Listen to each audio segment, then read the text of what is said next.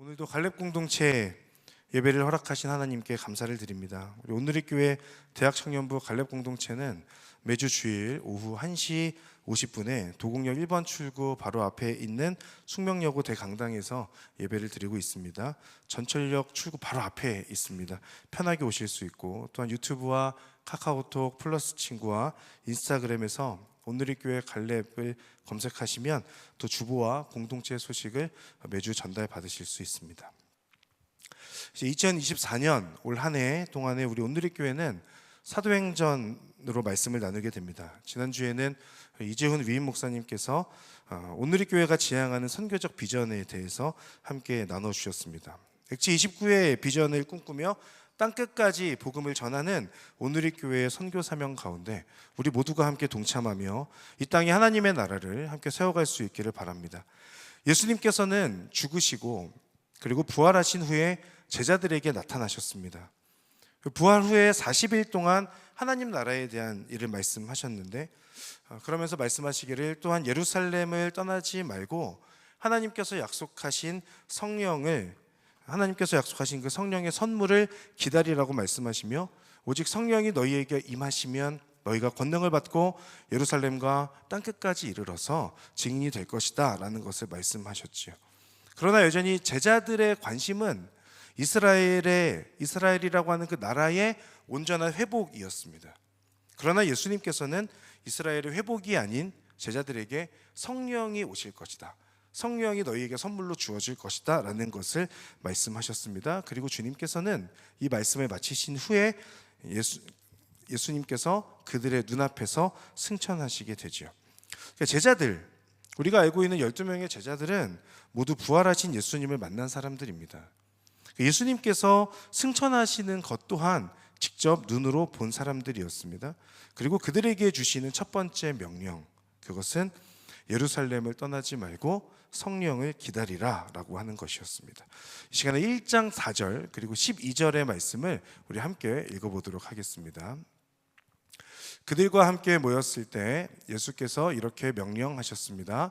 예루살렘을 떠나지 말고 너희가 내게 들은 대로 내 아버지가 약속하신 선물을 기다리라. 12절입니다. 그 후 그들은 올리브산이라 불리는 곳에서부터 예루살렘으로 돌아왔는데 이 산은 예루살렘에서 가까워 안식일에 걸어도 되는 거리였습니다. 아멘. 여러분, 예루살렘이 어떤 곳입니까? 예루살렘은 예수님께서 십자가에서 죽으신 곳입니다. 예수님께서 십자가에서 죽으신 장소인 그 예루살렘은 제자들에게는 어떤 장소냐면 예수님을 부인하고 예수님의 죽음으로부터 도망쳐 숨었던 장소이기도 합니다. 그런데 지금 주님께서 말씀하시기를 예루살렘으로 다시 돌아가라고 말씀하고 계신 거예요. 제자들이 예수님을 부인했던 기억이 있는 장소, 그리고 예수님과 함께했던 그 3년의 시간이 예수님의 죽음 앞에서 온전히 부인되어졌던 그 장소, 그래서 예수님 앞에서 떳떳할 수 없었던 그 마음과 행동을 가질 수밖에 없었던 그 예루살렘입니다. 그러나 지금 예수님께서 말씀하시기를 제자들에게 예루살렘으로 다시 돌아가라, 예루살렘으로 다시 돌아가라고 말씀하시면서 주님께서 죽으신 아픔의 장소, 믿음 없는 행동으로 주님을 부인할 수밖에 없었던 그 부끄러움의 장소에서 주님께서는 제자들을 회복시키시고 그곳에서부터 새로운 역사가 시작될 것을 말씀하고 계신 것이죠. 따라서 제자들이 가장 먼저 순종해야 했던 것은 예수님께서 승천하셨던 그 장소 올리브산에서부터 예루살렘이라고 하는 그 장소로 다시 돌아오는 것이었습니다. 제가 작년 말쯤에 청년부는 이제 10월 달쯤 되면 한 텀을 마무리하고 새로운 리더십을 세우게 되는데요. 그때 우리 순장님들 혹은 MC분들, 리더십들께 연락을 드립니다. 그러면 몇몇 분들께서 저는 절대 순장은 하지 않겠습니다, 그렇게 말씀하세요. 이야기를 들어보면 어떤 이야기를 대부분 하시냐면, 목사님 제가 예전에 순장으로 섬겨봤었는데 그때 너무 힘들었어요. 너무 어려웠어요. 다시 그 순장, 그 기억을 다시 떠올리고 싶지 않고 하고 싶지 않아요 라고 그렇게 이야기해요. 그 어려움에 다시 직면하는 게 하고 싶지 않고 감당하고 싶지 않은 거죠. 그래서 제가 그런 말씀을 하시는 분들에게 꼭 드리는 말씀이 있습니다. 그러면 평생 순장 안 하실 겁니까? 라고 그렇게 질문해요. 어차피 한 번은 넘어가야 되지 않겠습니까? 라는 그런 이야기를 하면 보통은 그건 아닌데요 라고 말씀하시긴 하는데, 어떤 분들은 네, 앞으로 절대 순장 안 할 겁니다, 그렇게 말씀하시는 분들도 계세요. 그때 제가 드리는 말이 이 부분입니다. 형제님, 자매님, 한 번은 이 부분을 직면하고 부딪히고 뛰어넘고 돌파해 내야 되지 않겠습니까? 라는 이야기를 꼭 드리죠. 우리가 살다 보면은 제자들이 예루살렘에 다시 가게 되는 것처럼, 이상하게도 피하고 싶은 사람이나 피하고 싶었던 그 장소에 다시 가게 될 수밖에 없는 경우가 생기기도 합니다. 그곳에는 때로는 아픔이 있고 슬픔이 있고, 그리고 때로는 내 부끄러움이 떠오르게 되는 어떤 그런 장소일지도 모르겠습니다. 나에게 상처를 준 사람을 자꾸 마주하게 되고, 과거의 그 상처를 자꾸 들추게 되는 어떤 그런 장소, 그로 인해서 힘들기도 합니다. 그런데 오늘 예수님께서 제자들에게 말씀하시는 것처럼 우리들에게도 동일하게 말씀하시는 거예요. 바로 그 자리가 주님을 만나는 자리라는 것, 그리고 주님 안에서 회복이 필요한 자리라는 겁니다. 왜냐하면 주님이 아닌 내 힘만으로는 결국은 그 가운데 치유와 회복이 불가능하기 때문에 그렇습니다. 여러분, 우리 삶에 한 번은 뛰어넘어야 할 담이 있습니다. 그것이 어떤 인간적인 모습이든 인간적인 마음과 행동이든 아니면 영적인 부분이든 내 안에 분명하게 뛰어넘어야 할 그 담이 있어요. 주님은 그 돌파해내야 할 그 막힌 담을 그대로 내버려 두는 것을 원하지 않으십니다. 그 자리에 그대로 있으면 그 담이 우리의 삶을 막아서고 결국은 우리의 올무가 되죠. 가시가 되고 계속해서 우리를 괴롭히기도 합니다. 이것을 돌파해내야 되는 것, 그것이 오늘 주님께서 제자들에게 예루살렘으로 가서 기다리라고 말씀하시는 그 부분에서 우리가 확인할 수 있는 부분입니다. 제자들을 예루살렘으로 다시 부르시는 것은 바로 이것입니다. 믿음이 죽은 것 같고 황폐해진 것 같은 그 제자들의 마음에 꽃을 피우시기 위해서 지금 제자들을 다시 예루살렘으로 보내고 계신 거예요. 동시에 우리들에게도 알려주십니다. 믿음이 사라지고 주님보다 내가 더 중요하고 우선되었던 나의 모습에서 그렇게 포기하시는 주님이 아니라 오히려 새로운 역사를 준비시키고 계신 것이죠. 사랑하는 여러분, 우리가 돌아가야 할 나의 예루살렘은 어디입니까? 주님은 그곳에서 새로운 역사를 준비하고 계세요. 믿음의 도약과 성장이 바로 그 자리, 내가 다시 돌아가야만 하지만 돌아가고 싶지 않은 바로 그 자리에서부터 믿음의 도약과 성장이 다시 한번 진행되고 시작되어진다는 것. 한 번은 그 믿음의 씨름 가운데, 그 담 가운데 부딪히고 씨름하는 그 시간들을 통하여서 그 가운데 영적인 성장이 있다라고 하는 것을 여러분 기억하시기를 바랍니다. 그렇기 때문에 지금 제자들에게 주님께서는 예루살렘으로 다시 돌아가라, 예루살렘에서 시작되는 하나님의 역사하심에 대해서 말씀하고 계신 것이죠. 예루살렘에 돌아와서 제자들이 한 것은 예수님의 말씀대로 기다리는 것이었습니다. 이들은 예수님의 말씀대로 성령으로 세례받을 것을 기다리면서 기도하고 있는데요, 우리 13절과 14절의 말씀을 우리 함께 읽어보겠습니다. 시작. 그들은 예루살렘 안으로 들어와서 자기들이 묵고 있던 다락방으로 올라갔습니다. 거기 있던 사람들은 베드로, 요한, 야고보, 안드레, 빌립, 도마, 바돌로메, 마테, 알페오의 아들 야고보, 열심당원 시몬, 그리고 야고보의 아들 유다였습니다. 그들은 모두 그곳에 모인 여자들과 예수의 어머니 마리아와 예수의 동생들과 함께 한 마음으로 기도에 전념하고 있었습니다. 아멘. 이들은 예루살렘으로 와서 기다림을 기도의 시간으로 채워갑니다.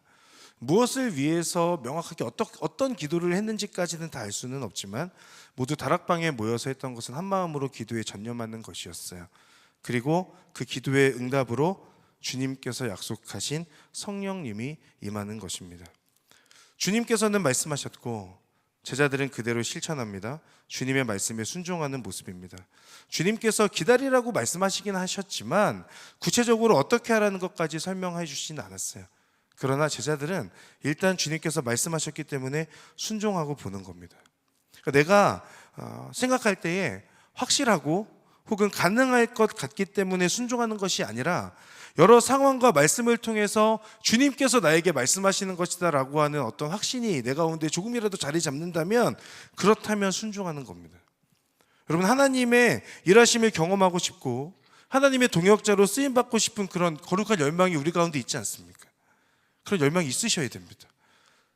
내가 하나님 앞에 하나님을 믿는다고 말하면서 예수님을 위해서 헌신하겠다고 말하면서 하나님 앞에 쓰임받고자 하는 거룩한 열망이 없는 여러분들 되시지 않기를 바라고, 내 안에 하나님의 일하심의 통로로 온전히 쓰임받고자 하는 그런 거룩한 열망이 있다면 여러분, 주님께서 말씀하실 때 그 가운데 순종해 보십시오.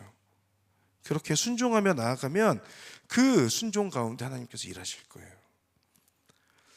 주님은 결과가 아니라 순종하는 그 마음, 그 과정을 보시며 우리의 삶을 인도해 가실 겁니다.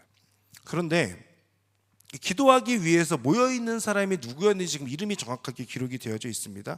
12명의 예수님의 제자들 중에서 죽은 가룟 유다를 제외한 11명의 사도가 그 자리 가운데 있죠. 그리고 우리가 말씀에서 읽었던 것처럼 여자들, 그리고 예수님의 어머니 마리아, 그리고 예수님의 동생들도 있었습니다. 기도하기 위해 그 자리에 모인 사람이 누구였는지를 아는 것이 중요한 이유는 이 사람들이 바로 예수님께서 부활하셨다는 것에 대한 증인들이기 때문에 그렇습니다. 11명의 제자들, 그리고 모두 예수님께서 십자가에서 죽으셨을 때에 사라졌던 사람들입니다. 예수님의 동생들, 성경에는 야고보, 요셉, 시몬, 유다라고 나오는 동생들이 있었는데 그 동생들은 예수님을 인정하지 않았던 사람들입니다. 이런 사람들이 모여있고 기도에 전념하고 있습니다. 어떻게 이런 일이 가능했을까? 예수님께서 부활하셨기 때문이고 예수님의 그 부활하심을 이들이 온전히 경험했기 때문에 그렇죠. 그 누구보다도 가까이에 있었지만 그 누구보다도 주님과 멀리 있었던 제자들, 동고동락했지만 그래서 오히려 인정하기 어려웠던 그 가족들이 예수님을 인정하고 예수님의 말씀에 순종하는 모습으로 지금 보여지고 있습니다. 부활하신 주님으로부터 예수님만이 구원자다라고 하는 것에 대한 분명한 깨달음이 있었기 때문입니다. 예수님을 통해서 하나님께서 살아계신다라고 하는 것을 분명하게 깨달았기 때문입니다. 그리고 이제 이들에게는 예수님이 삶의 목적이 되었기 때문에 이들은 지금 주님의 말씀하신 대로 다락방에 모여서 기도하며 주님의 말씀에 순종하고 있는 것이죠. 여러분, 예수님의 부활을 확신하는 여러분들 되시기를 주님의 이름으로 축복합니다. 주님만이 유일한 구원이심을 신뢰하면서 주님을 내 인생의 최우선순위, 가장 중요한 목적으로 삼고 살아가는 우리들이 되기를 바랍니다. 그런 고백을 올려드리는 여러분을 통해서 주님께서 새로운 일들을 시작하실 것입니다. 이 다락방에 120명이 모여 있는데 기도에 전념하며 성령을 기다리고 있습니다. 그때 베드로라고 하는 이 사람이 일어나서 말을 하기 시작하죠. 그 내용은 죽은 가룟 유다 대신 한 사람을 12명의 사도로 뽑아야 한다는 겁니다. 그 내용이 15절에서부터 20절까지 나오게 되는데, 그런데 이 베드로가 한 명을 따로 세워야 한다고 말하면서 주장하는 것이 시편의 말씀이거든요. 20절의 말씀 우리 한번 같이 읽어볼까요? 20절 말씀입니다. 같이 읽겠습니다. 시작. 그런데 시편에 그의 거처를 폐허가 되게 하시고 그곳에 아무도 살지 못하게 하십시오 라고 기록됐습니다. 아멘. 자, 베드로가 말하는 시편의 말씀은 시편 69편 25절 그리고 109편 8절입니다. 그러니까 즉 베드로는 지금 구약의 말씀을 근거로 해서 새로운 사도를 뽑아야 된다라는 지금 말을 하고 제안하고 있는 거예요. 이 부분에서 베드로를 주목하게 됐습니다. 베드로 원래 직업이 뭐였죠? 어부였습니다. 어부로 잘 살고 있었던 베드로인데 사람을 낫게 해주겠다는 예수님의 말씀에 낚여서 제자가 됐잖아요. 예수님과 함께하면서 이 제자들 중에서 우리 성경을 보면 가장 뭔가 좀 오버하고 과하게 말하는 사람이 베드로이지 않습니까? 저는 MBTI를 별로 좋아하진 않는데 저는 ENFP입니다. 여러분 어떤 건지 잘 모르겠지만 이 MBTI를 성경 인물로 이렇게 해놓은 그 내용들이 있더라고요. 그 내용에 보면 ENFP의 전형적인 인물이 베드로입니다. 그러니까 뭔가 나서기 좋아하고 그리고 감정적이기도 하고 계획이라고는 전혀 없는 즉흥적인 인물의 어떤 표상으로서의 베드로가 이 그 MBTI에서 나오고 있더라고요. 사실 이 베드로는 어부로 살면서 구약에 대한 지식이 많진 않았을 거예요. 그런데 오늘 본문에서 보게 되는 이 베드로는 구약 성경을 인용하고 있습니다. 그리고 그 이후에 베드로가 사도행전에서 설교하는 부분들이 더 여러 번 나오게 되는데 그때도 구약을 잘 인용하는 그런 모습들로 나와요.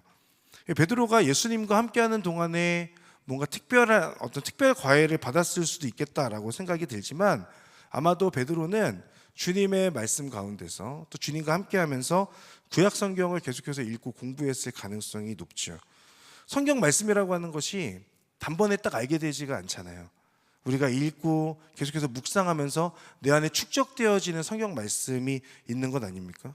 그렇다면 베드로가 지금 구약 성경을 인용하면서 그 이후에도 구약 성경을 계속해서 이야기하면서 지금 베드로가 설교하고 말하고 있는 것은 베드로가 지속적으로 성경 말씀을 읽고 그 가운데 묵상했다는 것을 어느 정도 유추해 볼 수 있습니다. 성경을 가까이 하고 성경 말씀을 계속해서 읽고 사모하는 그런 베드로의 모습 가운데 지금의 모습으로 나타나게 되는 거죠.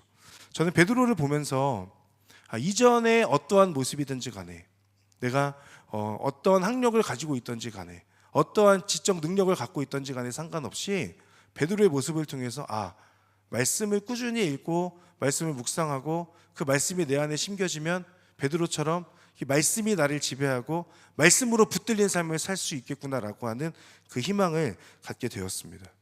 여러분 바라기는 성경을 가까이 하고 성경을 사모하는 그런 여러분들 되시기를 바랍니다. 늘 주님 옆에 있었던 베드로도 주님의 말씀 속에서 혹은 성경 구약 말씀 가운데 읽고 묵상하고 공부하는 데 힘썼습니다. 그런데 우리는 뭐라고? 성경 말씀을 읽지 않고 한쪽으로 이렇게 내팽겨쳐 둘까요? 주님을 알 수 있는 여러 방법들이 있습니다. 예배도 있고 기도도 있고 지금처럼 설교도 있고 순모임 가운데 우리가 다양한 방법들이 있지만 성경 읽는 것 너무너무 추천합니다. 기도하는데 갑자기 주님께서 이렇게 직접적으로 말씀하시는 그런 계시를 받는 분들이 아닌 이상 이 자리 가운데 있는 대부분의 분들은 성경을 통해서 하나님과 교제하고 하나님의 말씀을 계속해서 듣게 되는 겁니다. 매년 초가 되면 연초가 되면 우리가 성경을 읽기에 가장 좋은 때이지 않습니까? 베드로처럼 우리가 주님의 말씀 가운데 성경 말씀 가운데 가까이에 두고 자주 묵상할 수 있는 그런 우리들이 되기를 바랍니다. 베드로의 말대로 가룟 유다를 대신하는 사도를 세우게 되는데 사도들이 두 사람을 추천합니다. 바사바 혹은 유스도라고도 불리는 요셉을 추천하고 또 한 사람은 마띠아라고 하는 사람을 추천하죠. 그리고 이 두 사람을 추천하는 분명한 기준이 있습니다. 우리 21절과 22절 말씀 우리 함께 읽어보도록 하겠습니다. 21, 22절입니다. 같이 읽겠습니다. 시작. 그러므로 주 예수께서 항상 우리와 같이 다니던 동안에 곧 요한이 세례를 주던 때부터 시작해 예수께서 우리들 가운데서 하늘로 올리워 가시기까지 함께 다니던 사람들 가운데 하나를 뽑아 우리와 함께 예수의 부활에 대한 증인이 되게 해야 합니다. 아멘. 자, 두 명을 추천하는데 그 기준은 세례 요한 때부터 주님의 승천 직전까지 함께 다니던 사람이었다라고 그렇게 말하고 있죠. 이 사람은 예수님의 모든 행적을 다 알아요. 비록 12명의 사도 안에 들어가 있지는 않았지만 늘 주님과 함께하면서 항상 그 자리에 있었던 사람입니다. 그 중에서 한 명을 세워서 새로운 멤버로 지금 뽑게 되는 거예요. 그리고 이 사람을 세우는 목적 또한 분명합니다. 사도들과 함께 예수님의 부활에 대한 증인이 되게 하기 위해서입니다.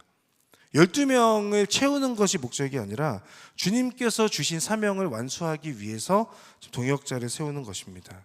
이렇게 추천된 두 사람을 놓고 모인 사람들이 함께 기도합니다. 그리고 제비를 뽑습니다.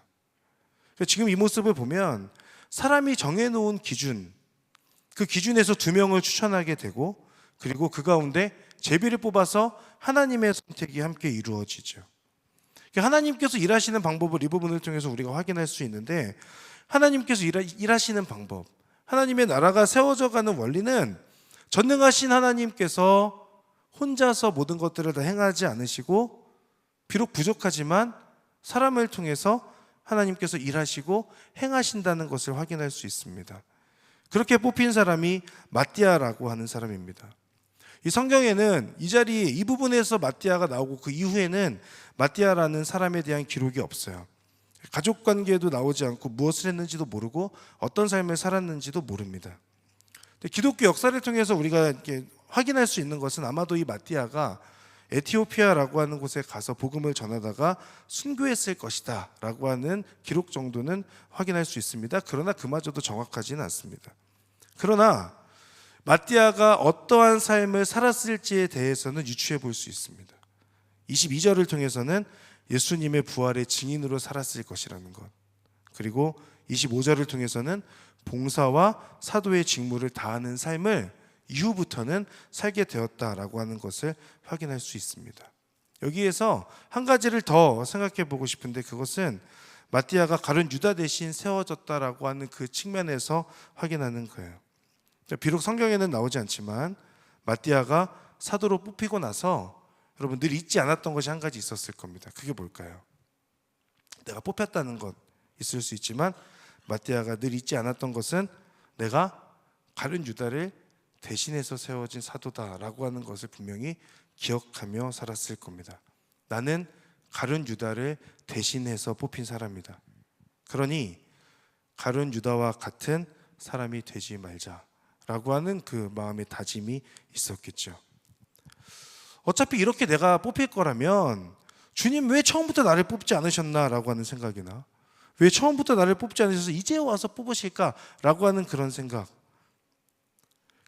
하는 것이 아니라, 가룟 유다를 대신하여 뽑혔으니 이제는 그 사람처럼 되지 말고 늘 깨어서 기도하며 주님을 증거하는 일에 열심을 내야겠다라고 하는 긍정적이고 열정적인 생각을 마띠아는 했을 거예요. 이후 마띠아는 성경에 기록되어져 있지 않습니다. 그러나 그는 최선을 다해서 복음을 증거하고 전하는 일에 자신의 삶을 내던졌을 겁니다.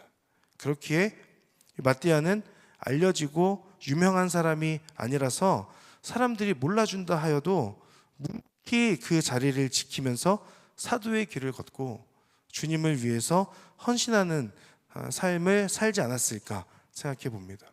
여러분 한번 생각해 보십시오. 지금 저와 여러분에게 복음이 전해진 것, 그것은 사도로 뽑히기 전에 마띠아처럼 늘 예수님을 따라다니고 예수님을 위해서 헌신했던 사람들이 있었기 때문에 가능한 것이었다는 생각을 하게 되죠. 배신하고 도망가는 그 사람들 틈에서 그저 그 자리를 묵묵히 지키면서 삶으로 믿음을 고백하는 사람들이 있었기 때문에 사실은 지금 이 시대까지 복음이 전해져 왔다라고 하는 겁니다. 유다 같은 비극적인 삶이 있고, 그리고 베드로나 혹은 사도 바울 같은 열정적이고 선교하는 데 있어서 유명한 그런 사람이 있었는가 하면 마띠아처럼 항상 그 자리를 지키는 사람도 있었다는 거예요. 예수님의 곁을 지키고 사도들과 함께하면서 부르심의 자리에서 묵묵히 그 자리를 지키며 살아냈던 사람이 마띠아였던 겁니다.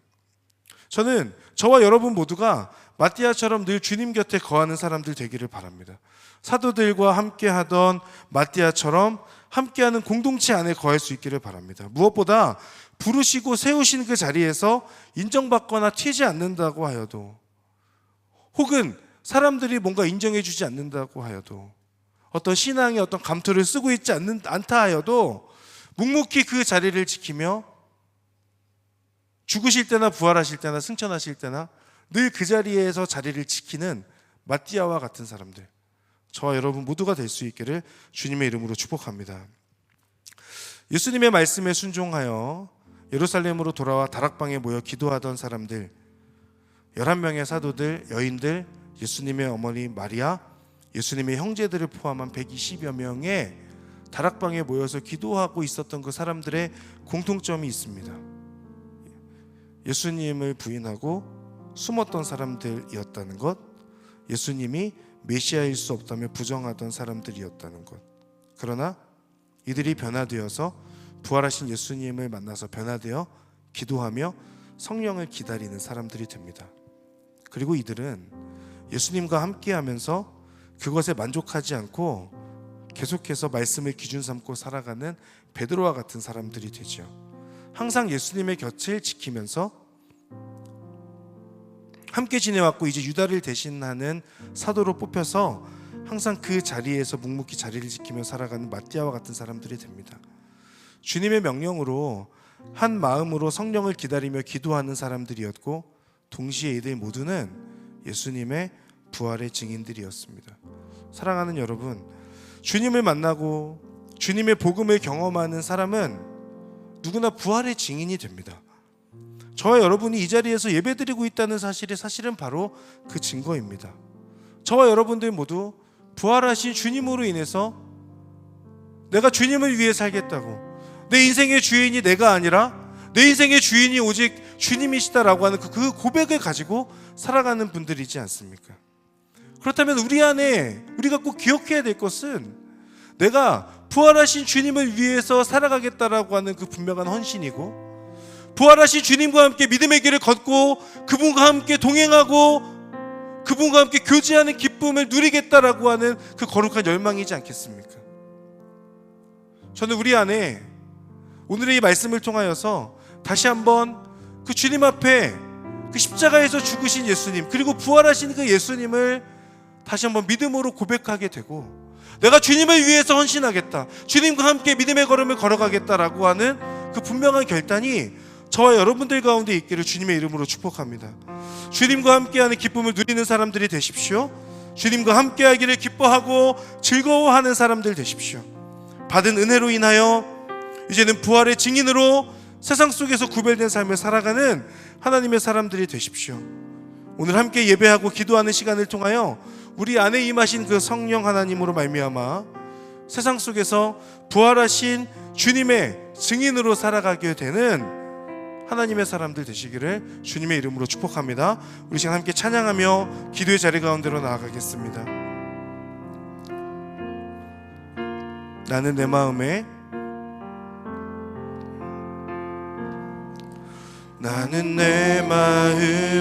복음이 흥했던 곳에서 다시 아버지를 만나고, 주님 내 마음에 연약한 눈물의 끝에서 또 나를 반겨주시. 나는 내 마음에 복음이 흥했던 곳에서, 나는 내 마음에 복음이 흥했던 곳에서 다시 아버지를 만나고, 주님 내 마음에 연약한 눈물의 끝에서 또 나를 반겨주시네. 작다 생각했던 그의 부르심 다시 나를 회복해 하시네. 다시 일어나 주를 예배함이 내 모든 기쁨이 되리. 그의 기쁨 되어 삶의 모든 순간을 주께 다내어. 한 번 더 고백합시다. 다시 일어나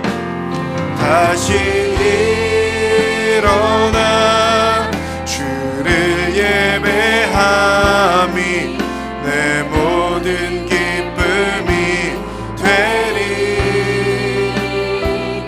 그의 기쁨 되어 삶의 모든 순간을 주께 다. 우리 한 번 더 믿음을 담아서 고백합니다.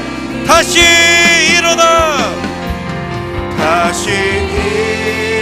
일어나 주를 예배함이 내 모든 기쁨이 되리. 그의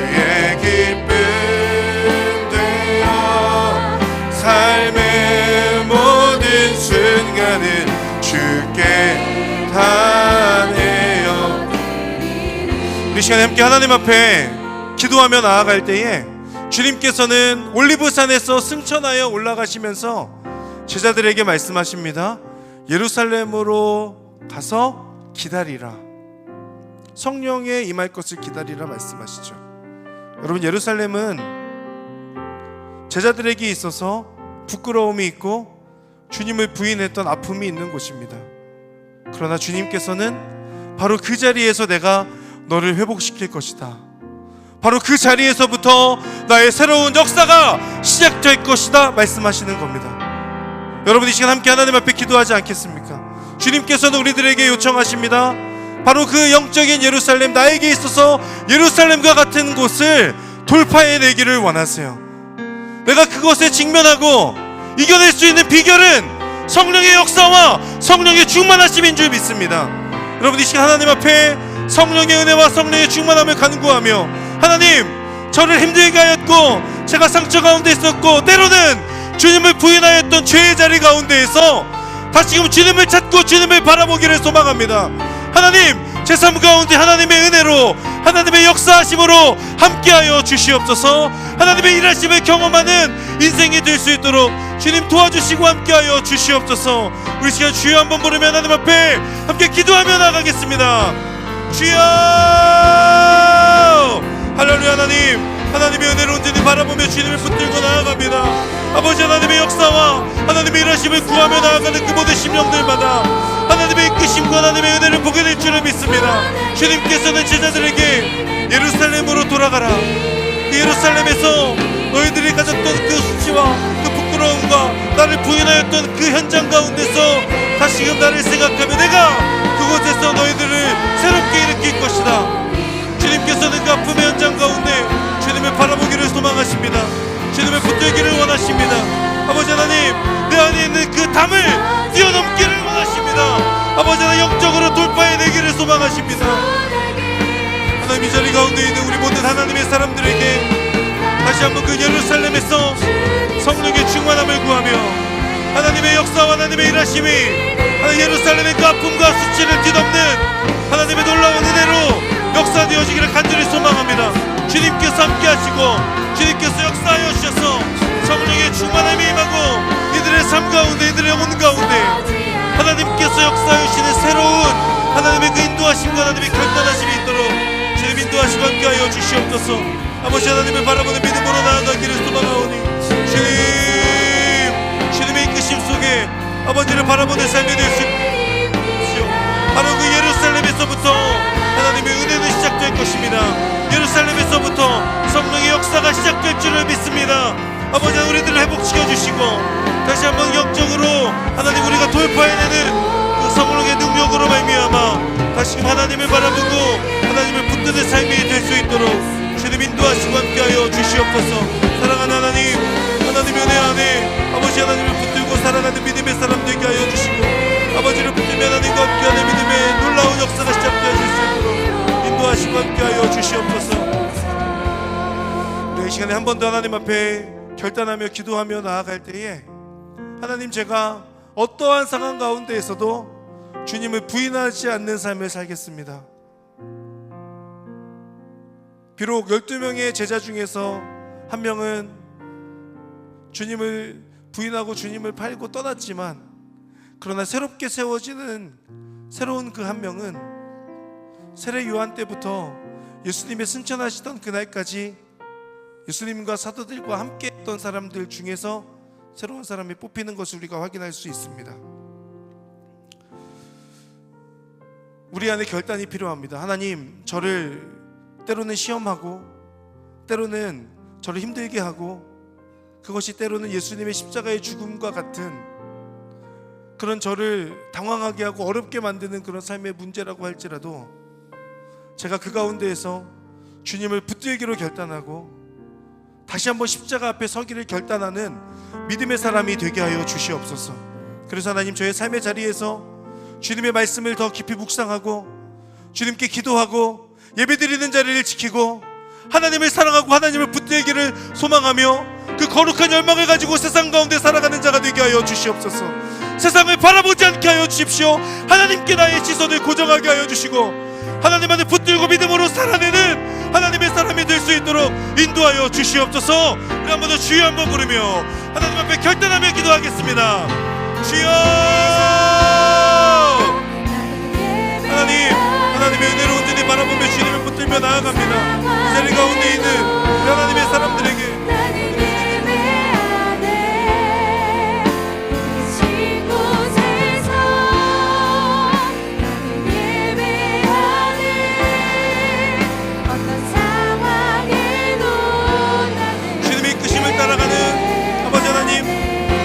사람이 되게 하여 주십시오. 아버지 하나님, 이제는 주님의 그 성령의 충만함으로 말미암아 나의 삶의 자리 가운데에서 부활의 증인으로 바로 서는 하나님의 사람들이 되기를 소망합니다. 아버지 하나님, 이 자리에 있는 모든 사람들의 결단을 받아주십시오. 어떤 상황 가운데서도 주님을 예배하는 것을 포기하지 않겠다 결단하는 믿음의 사람들에게 하나님의 놀라운 은혜와 역사하심으로 임하시고 역사하시고 말씀하여 주시옵소서. 하나님의 일하심이 필요합니다. 우리의 삶에 하나님의 놀라운 역사가 필요합니다. 성령님의 임재하심이 필요합니다. 아버지 하나님 홀로 영광 받으시며 이 자리 가운데 임하신 하나님, 이 자리에 임하신 그 성령 하나님께서 우리의 믿음의 결단 위에 하나님의 은혜와 하나님의 능력으로 함께하여 주시옵소서. 하나님을 바라보기를 소망하오니 아버지 하나님, 내 안에 믿음이 필요합니다. 주님의 역사와 주님의 일하심이 내 삶에 충만하게 임하고 아버지 하나님, 내가 주님을 부인하지 아니하고 어떤 상황 가운데서도 주님을 예배하는 것을 포기하지 않는 하나님의 사람이 될 수 있도록 주여, 주여, 주여, 하나님의 이름을 찬양하며 하나님을 바라보는 믿음의 사람들이 되시고 아버지 하나님의 역사하신 가운데 아버지를 붙들고 아버지를 바라보는 하나님의 사람들로 바로서서 주님의 영광을 위해 나아가는 하나님의 사람들이 될 수 있도록 주님이 인도하시고 함께하여 주시옵소서. 우리 함께 찬양합시다. 부르신 곳에서 우리 함께 하나님 앞에 찬양하겠습니다.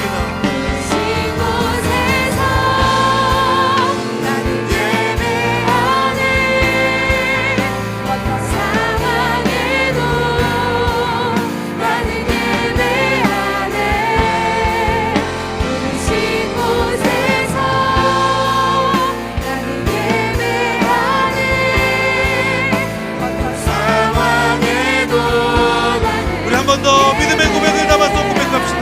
부르신 곳에서